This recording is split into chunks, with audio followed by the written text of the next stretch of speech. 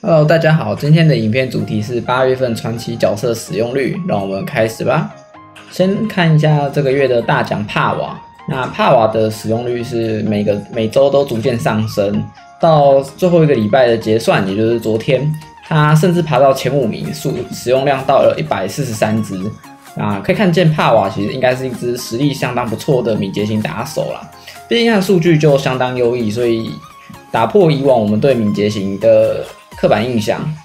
那加上他技能前摇其实蛮短的，看起来他未来应该是有机会在 PVP 当中持续的出现。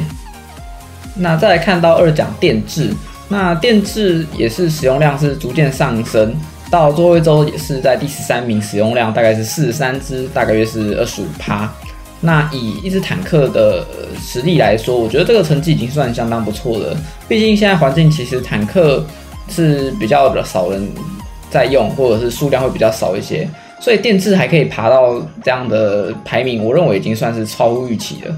那未来如果坦克有机会回归，电掷应该也是一个很有机会再次在 PVP 当中发光发热的角色。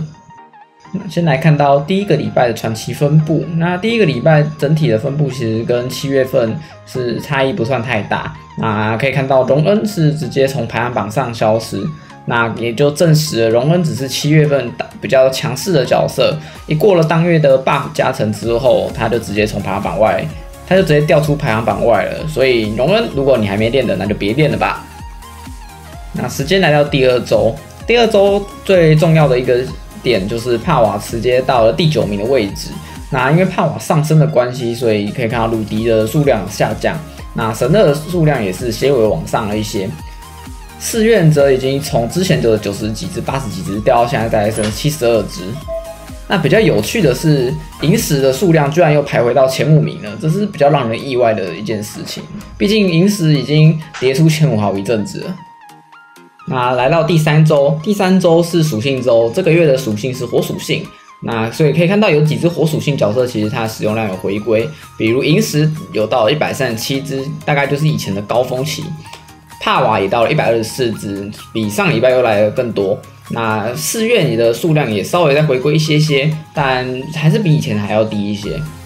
那还有一个千空也是从之前的16、17名，现在直接杀进第13名，算是蛮令人意外的成绩。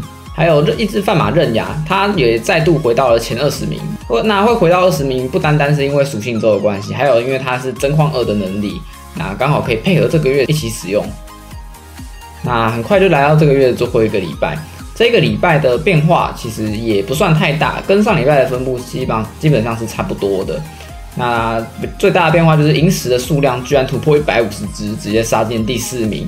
帕瓦也是接近150，有143只的使用率，那也是在第5名的位置。所以现在前5名里面有2只暗的、1只光的跟2只火属性的，是属性比较集中啦，没有太多元。那其他角色的使用量就也没有太多变化。寺院一过了火属性周，直接少了20只，现在只剩下55只，有点夸张的跌幅。你觉得这一次的才能更新对于传奇的环境有多少变化呢？在下方留言告诉我吧。